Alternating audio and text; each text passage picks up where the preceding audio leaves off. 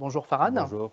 Peut-être tu peux te présenter pour ceux qui ne te connaissent pas? Très bien. Donc, je suis Farhad Ebati, je suis Cloud Solution Architect et spécialisé dans Data et AI.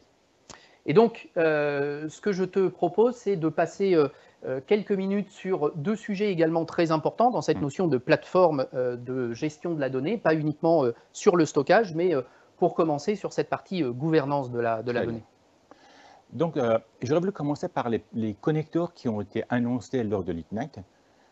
Donc, il vient s'ajouter à pas mal de connecteurs qui existaient déjà. Il y a par exemple Salesforce, Snowflake, Mongo, Postgre, Cassandra et DB2 qui ont été rajoutés.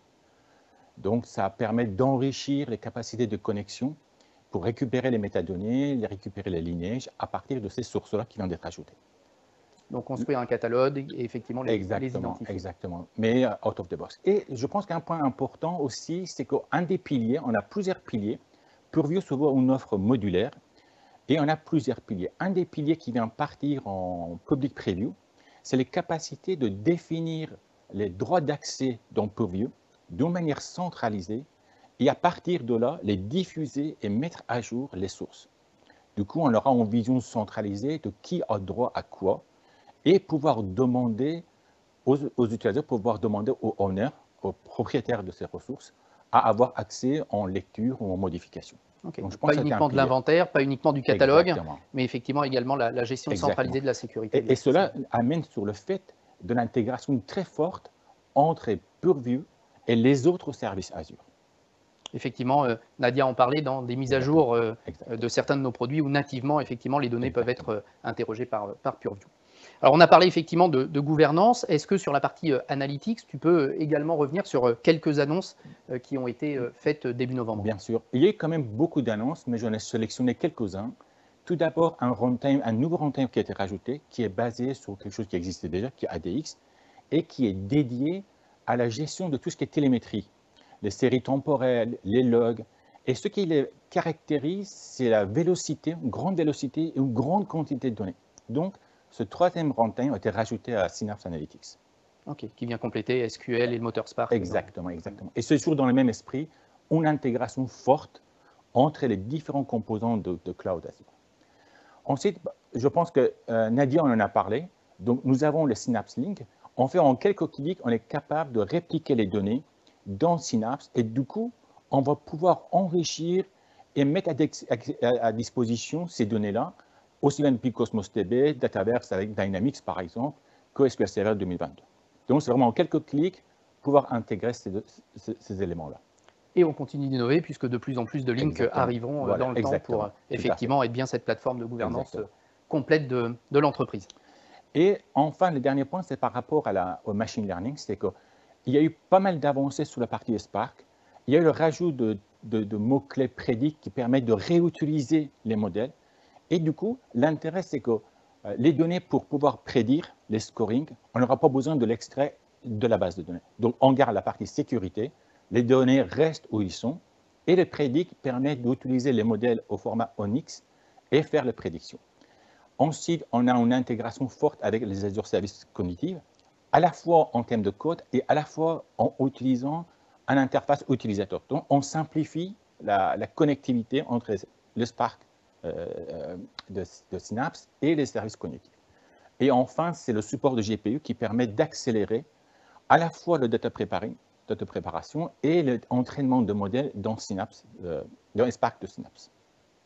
OK, merci Farhad pour ces éléments partagés sur la partie gouvernance et analytics. Ce qu'on souhaitait faire maintenant, et je vais te laisser la parole avec François, pour effectivement revenir sur un retour d'expérience client, que moi j'aime bien parce qu'on vous a dit depuis ce matin dans les deux sessions que la modernisation des applications ou le développement de nouvelles applications est très très lié à la réflexion plus globale autour de la donnée. Et je pense que là, on a un très bel exemple avec François qui va nous rejoindre. Exactement, tout à fait. Donc, je voudrais présenter M. François Guérou, qui est architecte, qui va partager une expérience sur un projet IoT, une expérience qui a été structurante pour Masternote.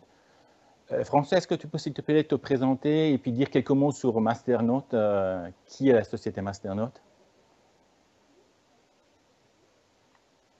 Oui, bonjour.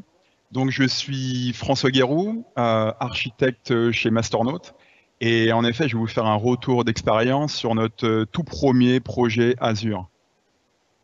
D'abord, un mot sur la société dans laquelle je travaille, qui s'appelle Masternaut, start-up fondée en 1996, il y a 25 ans en Normandie, et qui, depuis le début, vend des services de gestion de flotte à nos clients.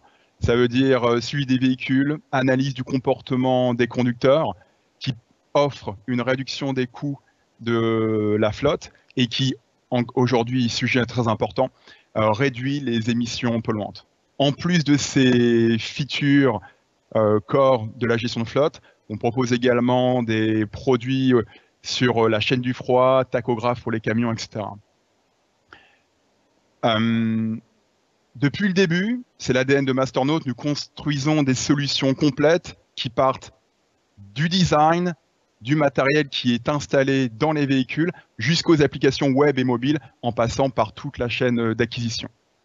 Masternaut a été acquis par Michelin en 2019 et a rejoint l'entité gestion de flotte, Fleet Management. Donc peut-être quelques mots sur le projet, d'un point de vue business, qu'est-ce qui était l'impactant, quel était le besoin qui était exprimé par les utilisateurs?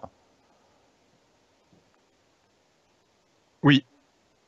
Alors les objectifs de ce projet-là, comme j'expliquais, on est dans un contexte où Masternaut est racheté par Michelin et on veut construire une nouvelle plateforme qui est globale, en particulier sur les sociétés de l'entité Fleet Management, qui veut dire Masternaut, Nextrack, notre société sœur aux États-Unis, et Sascar au Brésil.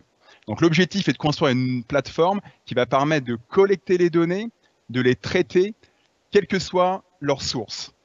Et en effet, aujourd'hui, la source de données reste encore majoritairement le matériel que nous concevons et que nous installons directement dans les véhicules. Mais de plus en plus, les constructeurs installent du matériel dans les véhicules dès l'usine. Donc l'objectif de ce projet-là est clairement d'intégrer ces sources de données complètement hétérogènes, de les traiter et de les présenter à nos applications en interne de manière complètement consistante, complètement unifiée. Pour information, là je vous liste les constructeurs avec lesquels on s'est intégré, à savoir Ford, PSA.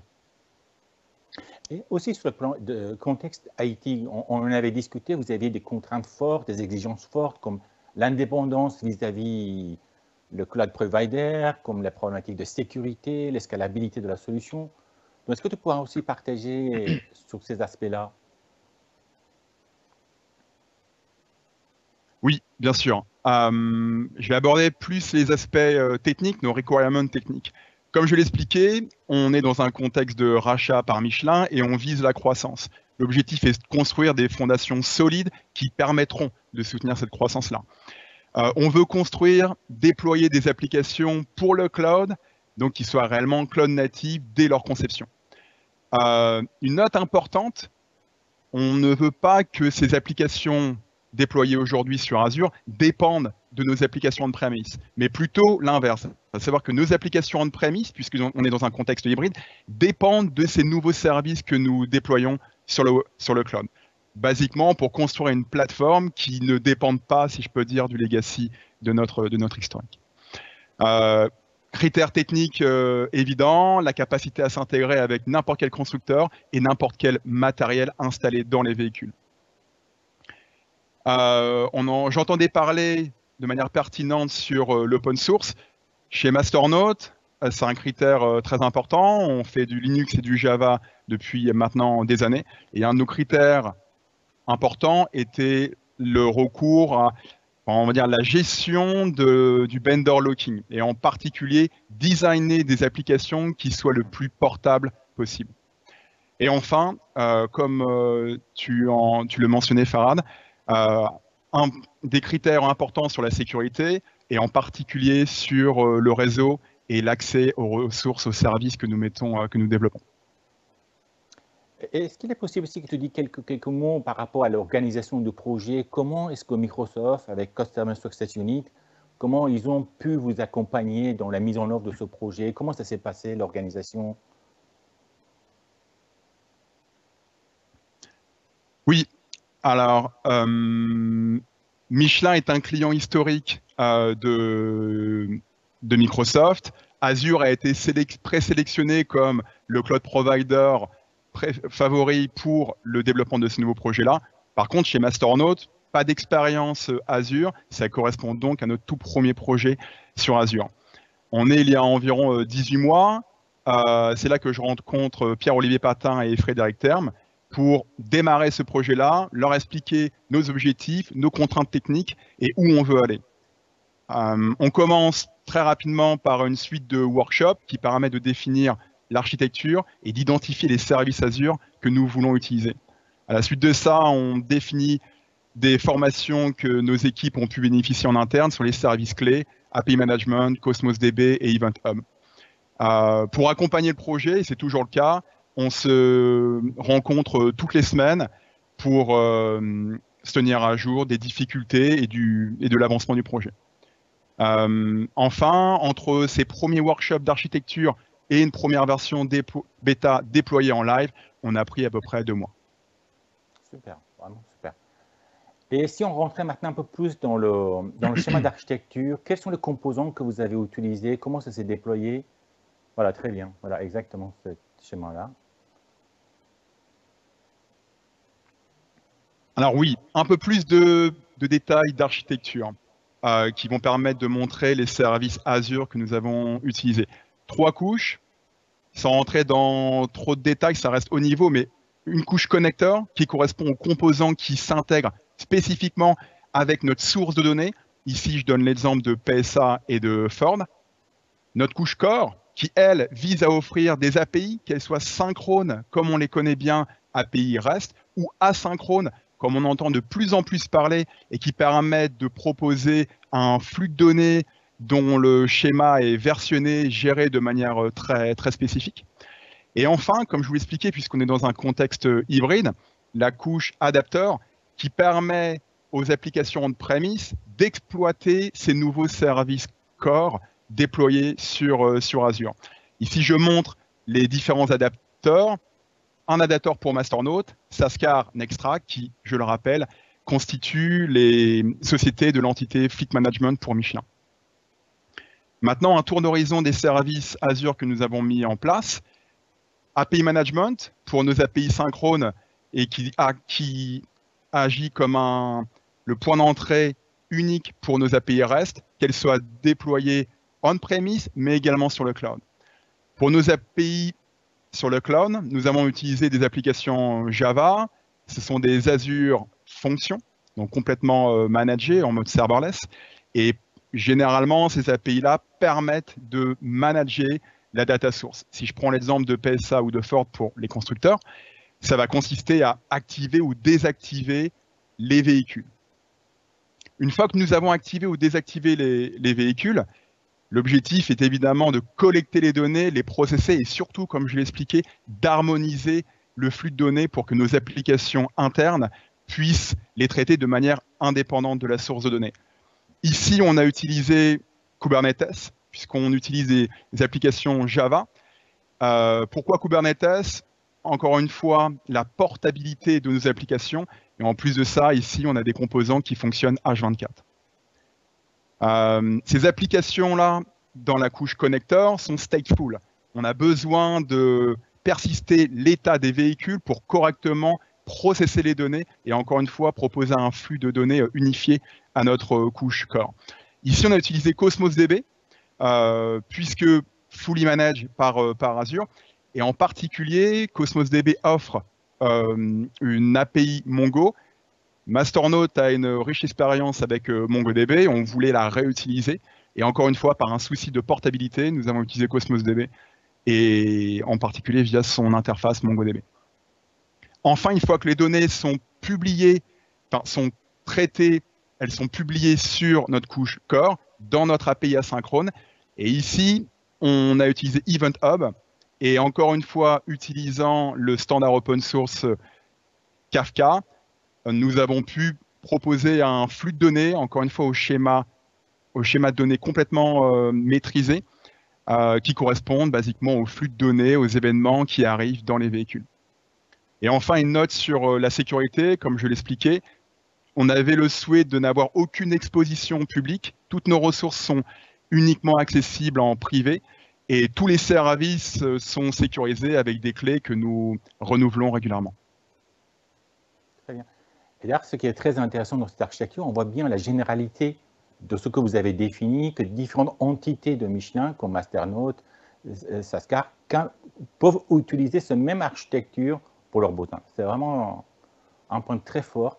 Et puis, lors de nos discussions, tu parlais aussi que le projet continue. Vous avez de nouveaux défis. Est-ce que tu peux dire quelques mots sur vos next steps par rapport au projet qui continue? Oui. Comme je l'expliquais, là, on est au tout démarrage de ce projet-là, dans le contexte de Michelin. Aujourd'hui, on a commencé en raison de business requirement par les constructeurs, Ford, PSA. D'autres vont suivre très rapidement grâce à cette architecture-là. Et on est également en train de regarder en parallèle l'intégration de hardware. Comme je l'expliquais, c'est l'objectif de cette plateforme, proposer une intégration quelle que soit la source de données. Très bien. Et moi, j'avais une question aussi, parce qu'on voit bien la complexité quand même de l'architecture. Il y a plusieurs couches, il y a pas mal de services Azure qui sont impliqués dans cette architecture. Comment est-ce que vous avez mis en place le monitoring de ce système dans sa globalité? Oui, c'est vrai que la question du monitoring est cruciale. Là, clairement, en basculant sur le cloud, on a pu bénéficier d'un vrai gain en termes de monitoring. On s'appuie sur les métriques qui sont fournies par les services Azure directement, Event Hub, Cosmos DB, etc. En particulier, Azure Function propose une fonctionnalité de Live Metrics qui est très utile. Et concernant nos applications Kubernetes et nos applications Java qui y sont déployées, on s'appuie sur un agent Java qui automatiquement collecte nos métriques et les publie sur Azure Application Insight. Ensuite, on a défini des dashboards et mis en place de l'alerting intégré à notre système d'alerting actuel. On est aujourd'hui vraiment à un niveau supérieur et en particulier, grâce à l'infrastructure proposée par Azure, on définit les éléments de monitoring dès le développement. Réellement, les développeurs ont vraiment le sentiment de pouvoir définir toutes les clés de métrique, l'alerting, et ça, dès la conception de l'application. Très bien. Parfait. Merci beaucoup. Écoute, je pense que c'est tout. Merci pour cette présentation. C'était vraiment intéressant, riche.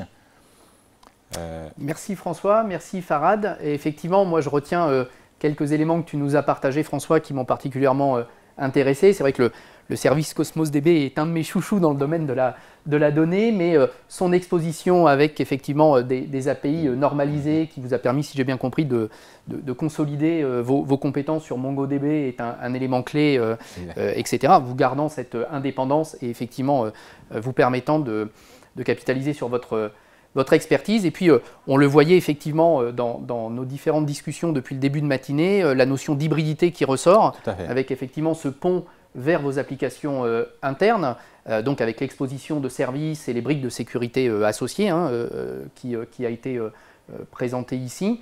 Et puis effectivement, cette notion d'intégration et des différents services que l'on a qualifié ce matin de cloud natif, puisque je pense que cette application a effectivement vraiment été réfléchie en utilisant les différents services PaaS, en les intégrant tout en respectant vos contraintes de sécurité, en capitalisant sur vos compétences, avec, si j'ai bien compris, en plus un time to market de cette application très intéressant qui vous a permis effectivement de répondre rapidement à ce besoin implicatif. Est-ce que tu voyais peut-être en conclusion autre chose à ajouter ou éléments pour faire réfléchir notre auditoire sur votre journée sur Azure, puisque si j'ai bien compris, ce sont des services que vous découvriez il y a quelques mois maintenant.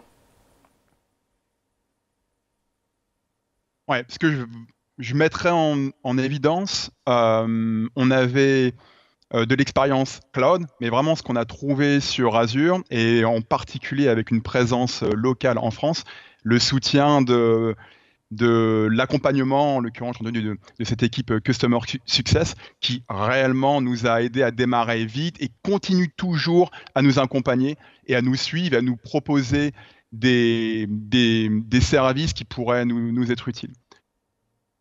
dans l'évolution de cette application. Donc effectivement, en fonction du type de client, la capacité de vous accompagner, soit avec les entités Customer Success, les entités services, ou via notre réseau de partenaires pour effectivement vous accompagner dans ces projets de transformation numérique liés aux applications et à la data. Tu voulais rajouter quelque chose? Non, c'est tout. Un grand merci François pour ta présence à distance. Et puis à très bientôt pour, je l'espère, la suite de cette architecture et son évolution vers le futur. J'ai entendu dire qu'il y avait potentiellement d'autres connecteurs en prévision.